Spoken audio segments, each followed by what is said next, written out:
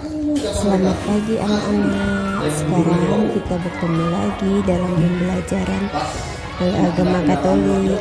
Nah, pagi ini kita akan membahas tentang sakramen baptis. Nah, sebelum memulai pelajaran kita pada pagi hari ini, kita awali semua kegiatan kita dengan doa pembukaan. Marilah kita mempersiapkan hati dan pikiran kita untuk berdoa. Dalam nama Bapa dan Putra dan Roh Kudus. Amin. Allah Bapa yang Maha Kasih, Engkau adalah terang bagi hidup kami. Bimbinglah kami pada hari ini agar kami mampu memahami makna sakramen baptis. Bukalah hati dan pikiran kami agar kami dapat belajar dengan baik hari ini. Semoga dengan memahami makna sakramen baptis, kami dapat merasakan hidup baru dalam roh. Semua doa ini kami aturkan kepada pengantaraan Tuhan Yesus Kristus, demi Kristus Tuhan dan pengantara kami. Dalam nama Bapa dan Putra dan Roh Kudus. Anak-anak yang terkasih, tujuan pembelajaran tentang sakramen baptis adalah memahami ajaran gereja tentang sakramen inisiasi yang telah menjadikannya sebagai anggota gereja sehingga mampu mensyukurinya. Anak-anak sekalian, pernahkah kalian melihat bayi yang baru lahir dibaptis? Atau mungkin kalian sendiri pernah dibaptis? Baptisan adalah peristiwa sakral yang sangat penting dalam hidup seorang Katolik. Nah, maka dari itu, hari ini kita akan belajar tentang sakramen baptis. Apa itu sakramen baptis? Sakramen baptis merupakan sakramen inisiasi yang pertama kali diberikan dalam gereja Katolik. Nah, sakramen baptis selain sebagai sakramen inisiasi juga merupakan dasar dari keseluruhan kehidupan Kristiani. Pintu menuju hidup dalam roh dan pintu pertama agar seseorang dapat menerima sakramen-sakramen lainnya. Dengan menerima sakramen baptis, orang secara resmi diterima menjadi warga gereja Katolik.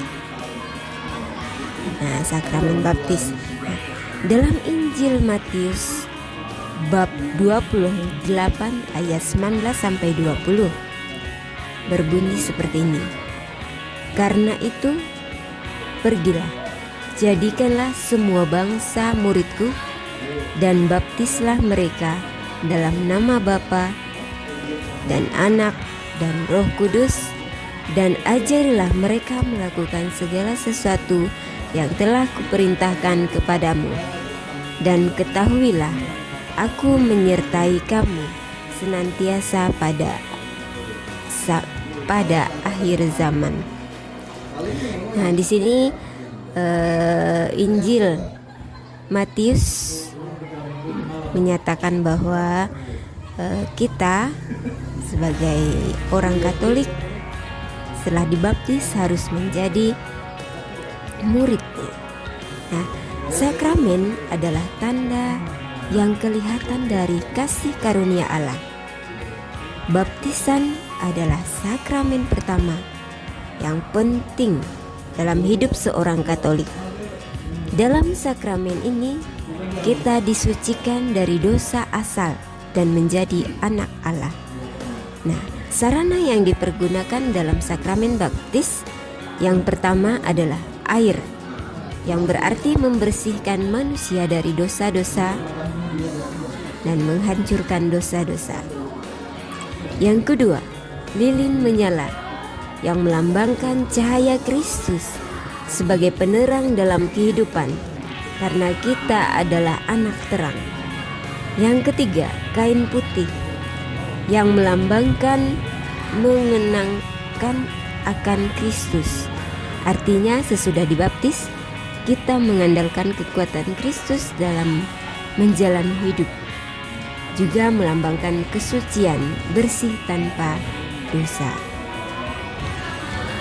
Tahapan yang harus dilalui seseorang yang akan menerima sakramen baptis dewasa adalah yang pertama, masa prakatekumenat, yang kedua, masa katekumenat, yang ketiga, masa persiapan terakhir, yang keempat, masa mistagoge.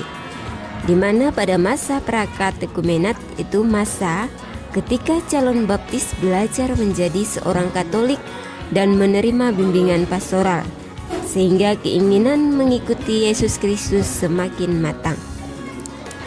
Yang kedua, masa katekumenat, yaitu tahap pengajaran dan pembinaan iman, serta latihan hidup dalam jemaat.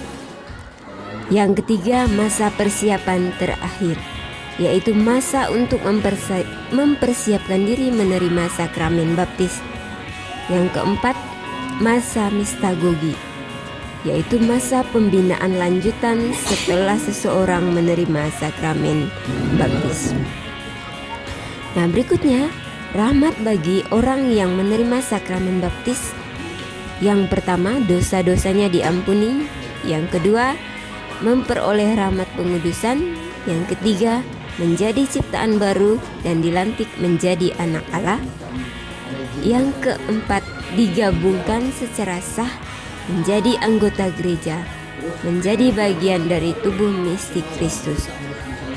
Yang kelima, dimateraikan secara kekal dalam sebuah materai rohani yang tak terhapuskan sebagai bagian dari Kristus. Anak-anak sekalian, cukup di sini tentang materi dari sakramen baptis. Sekarang kita akhiri pembelajaran kita dengan doa penutup. Marilah kita siapkan hati kita untuk berdoa. Dalam nama Bapa dan Putra dan Roh Kudus. Amin. Allah Bapa yang penuh kasih, puji dan syukur kami aturkan kehadirat-Mu. Engkau telah membimbing kami dalam belajar hari ini. Bantulah kami ya Bapa, agar kami dapat hidup sebagai anak-anak-Mu yang baik. Semoga berkat pembaptisan-Mu kami dapat menjalani tugas kami sebagai anak-anak-Mu dengan senantiasa berpegang pada firman-Mu. Engkau kami puji Bapa, kini dan sepanjang segala masa. Amin. Dalam nama Bapa dan Putra dan Roh Kudus. Amin.